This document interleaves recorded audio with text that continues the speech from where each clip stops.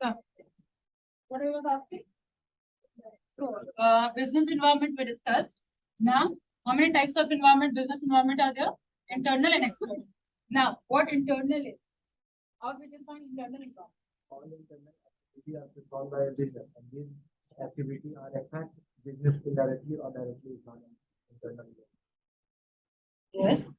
And anything which is done inside the premises of the organization. Obviously, all these activity will be done inside the premises only. जो भी organisation के अंदर यानी campus के अंदर, premises मतलब सब समझते हैं ना, प्रीमिसेस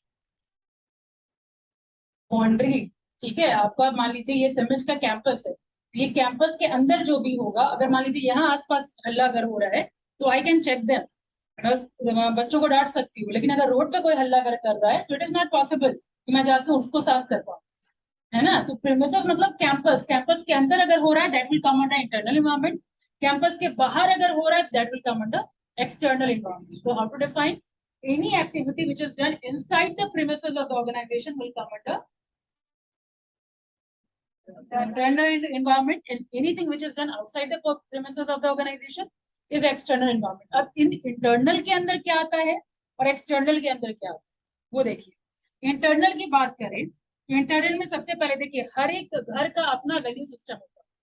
जैसे किसी जगह किसी घर में एक होता है ना कि ये हमारे घर के परंपरा के बाहर है कि हम लड़कियों को पढ़ने के लिए बाहर भेजें, तो ये उनके घर का वैल्यू सिस्टम है, परंपरा प्रतिष्ठा अनुशासन। यस, वो अपने घर का रूल एंड रेगुलेशन है। तो वैल्यू सिस्टम मतलब क्या हुआ, ऑर्गेनाइजेशन का अपना रूल्स एंड रेगुलेशन या code of conduct will come under value system, ठीक है। तो पहला इंटरनल में आ जाता है आपका वैल्यू सिस्टम, ठीक है।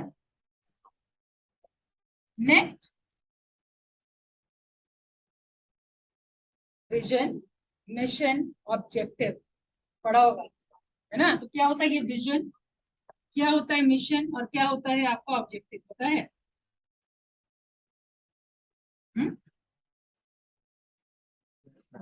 क्या होता है?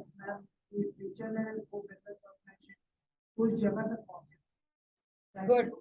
लॉन्ग टर्म प्लानिंग जो हमारा होता है वो होता है विजन, ठीक है। Reason of existence is mission, और ऑब्जेक्टिव वहां तक पहुंचने के लिए जो हमारा माइलस्टोन होगा that will come under objective. तो आप लोगों का यहाँ से एक ऑब्जेक्टिव क्वेश्चन भी बनता है, ठीक है। क्या क्वेश्चन पूछा जाएगा, जैसे reason for existence is what dash, ठीक है। मिशन, विजन, ऑब्जेक्टिव, आपको या तो अगर ऑप्शन दिया होगा तो ऐसे ऑप्शन दिया रहेगा, आपको टिक आउट करना है। तो यहाँ से क्वेश्चन आता है, ठीक है। विजन किसको कहते हैं, मिशन किसको कहते हैं, ऑब्जेक्टिव किसको कहते हैं, वो हम लोग को पता होना चाहिए, राइट। तो ये सारा मैं लिखा दूंगी। इसके बाद अब आ जाइए वैल्यू सिस्टम, मिशन, क्लियर हो गया ना। नेक्स्ट है आपका मैनेजमेंट स्ट्रक्चर। मैनेजमेंट स्ट्रक्चर मतलब ऑर्गेनाइजेशन के अंदर क्या हायरार्की है, ठीक है, वो सारा आ जाएगा आपका मैनेजमेंट स्ट्रक्चर के। तो ये सब क्या हो रहा है, ऑर्गेनाइजेशन के अंदर ही ना हम लोग कंट्रोल कर रहे हैं, ठीक है। तो ये सब हो जाता है आपका इंटरनल इन्वायरमेंट। इसके अलावा आप एक्सटर्नल इन्वायरमेंट की बात करूं अगर मैं, तो external is also of two type. ये टर्म आप लोगों ने इकोनॉमिक्स में सुना होगा माइक्रो, और ये सुना होगा macro. Remember what is micro and what is macro? Individual firm, ठीक है। जो भी चीज जो आप डायरेक्टली इंडिविजुअल को अफेक्ट कर रहा है, इंडिविजुअल फर्म को अफेक्ट कर रहा है, यानी एक कंपनी को अगर अफेक्ट कर रहा है तो, या छोटे लेवल पे अफेक्ट कर रहा है तो हो जाएगा वो माइक्रो, और मैक्रो हो जाएगा जो उस कंपनी मतलब कंप्लीट इंडस्ट्री को जो अफेक्ट करेगा वो हो जाएगा आपका मैक्रो। तो अभी इसके अंदर क्या हो गया, माइक्रो के अंदर क्या क्या चीज आ जाएगा, example share holders, share holders, ठीक है। कहाँ पहुंच गया आपके फाइनेंस में, शेयर होल्डर्स, ठीक है। इसके अलावा कॉम्पिटिटर्स, ठीक है। फिर इसके अलावा और क्या हो सकता है, आपकी ऑर्गेनाइजेशन, क्लाइमेट चेंज क्या सिर्फ एक कंपनी पे अफेक्ट करेगा क्या, वो तो सब पे अफेक्ट करेगा ना। क्लाइमेट चेंज इसमें हालांकि आएगा नहीं ना, इसमें ना क्लियर करती हूँ पहले। सप्लायर्स, अगर सप्लायर रॉ मटेरियल देने से मना करते, ठीक है, मान लीजिए, अब जैसे जिसको मना किया गया तो उसी इंडस्ट्री के लिए प्रॉब्लम है, उसी कंपनी के लिए प्रॉब्लमेटिक है ना वो। नेशन में जितना भी इंडस्ट्री है उसके लिए तो प्रॉब्लम नहीं है, फर्म और इंडस्ट्री में क्या अंतर है? I hope this thing is clear to one and all. What is firm and what is industry?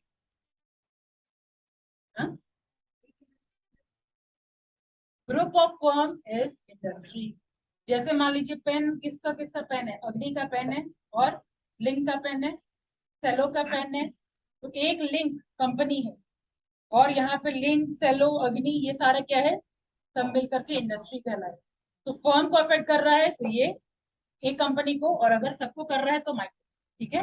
तो वही चीज मैं बात कर रही थी, सप्लायर. तो अगर मान लीजिए सप्लायर अग्नि को वो लीड देना मना कर दे तो सिर्फ वो अग्नि को इफेक्ट होगा, लिंक और सेलो पे कोई इफेक्ट नहीं पड़ेगा.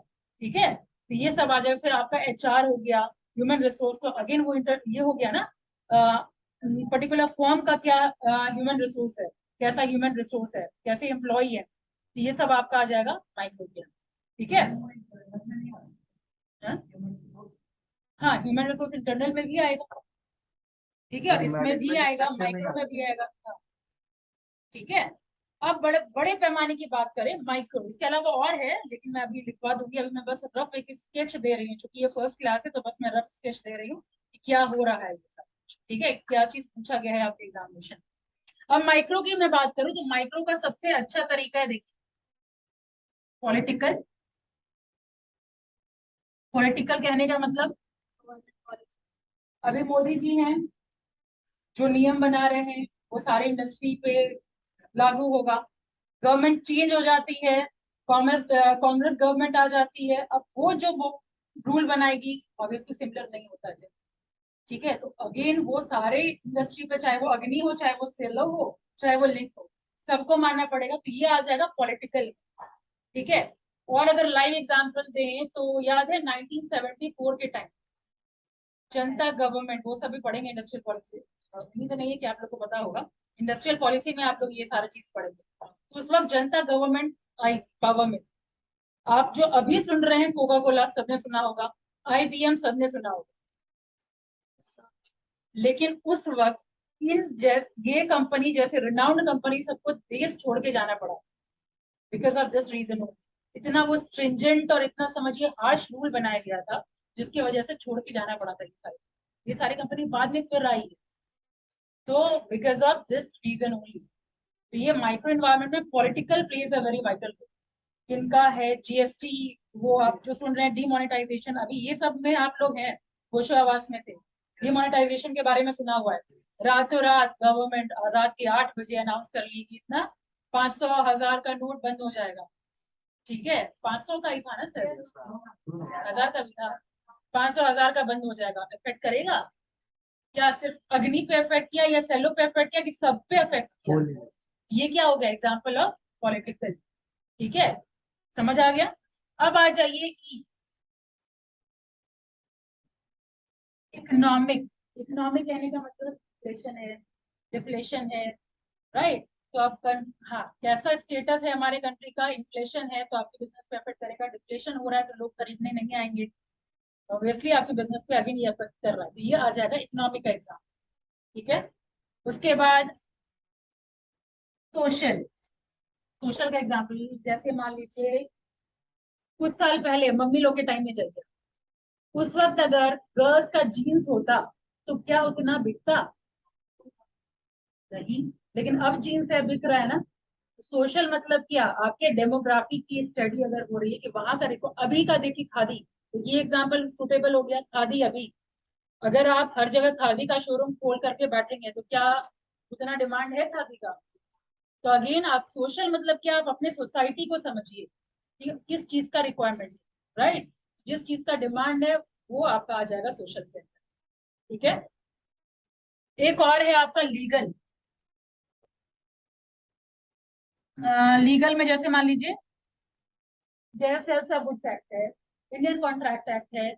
ठीक है. ये सारा एक्ट है, यानी पार्लियामेंट से जो पास करके जो सर्टेन लॉ बनाया गया है वो इसी पर्पज के लिए बनाया गया है कि जो भी बिजनेस करेंगे वो प्रॉपर वे में हो, किसी भी तरीके का डिस्प्यूट ना हो.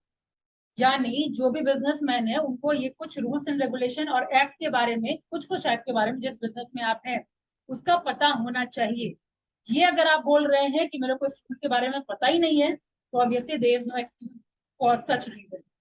ठीक है, तो लीगल के अंदर मतलब क्या आ गया, कब कौन सा लॉ पास होता है, कब कौन सा एक्ट पास होता है। एक्ट कब पास होता है, पार्लियामेंट के थ्रू रूल्स एंड रेगुलेशन बन के आता है। ठीक है, तो वो एक्ट पास हो गया तो वो अगेन सारे इंडस्ट्री को फॉलो करना होगा।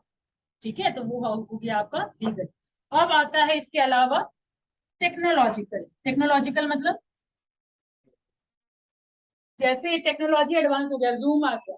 ठीक है, जूम वगैरह पहले नहीं था, पहले सिर्फ ऑफलाइन मोड था। अब मान लीजिए जो जो इंस्टीट्यूशन ऑनलाइन मोड नहीं अडेप्ट कर पाई, उन लोगों के लिए प्रॉब्लमेटिक हुआ या नहीं। सेम वे में बैंकिंग सेक्टर की बात करिए, पहले तक सब कुछ मैनुअल, जब कंप्यूटराइज हुआ, अगर कोई बैंक कंप्यूटराइज सिस्टम अगर या डिजिटल सिस्टम अगर इम्प्लीमेंट नहीं किया होता, उस पर्टिकुलर बैंक के लिए प्रॉब्लमेटिक होता कि नहीं। यस, तो ऑब्वियसली अगेन वो सब पे इफेक्ट किया ना। पता चला एग्जाम्पल, यानी जब आप 12 मार्क्स का लिखेंगे, you will also add these example. जैसे जैसे एग्जाम्पल के थ्रू आपका एक्सप्लेनेशन हुआ है, वैसे वैसे एग्जाम्पल के थ्रू आप वहां इलाबरेट करेंगे।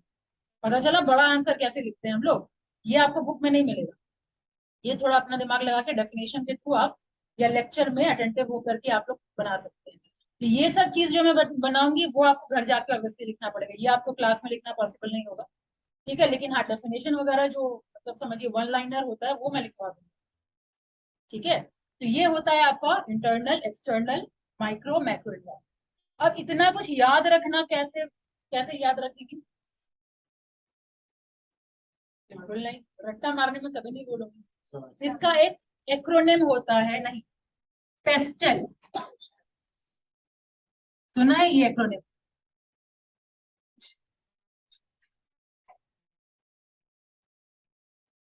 दिमाग लगाइए, याद आ जाएगा।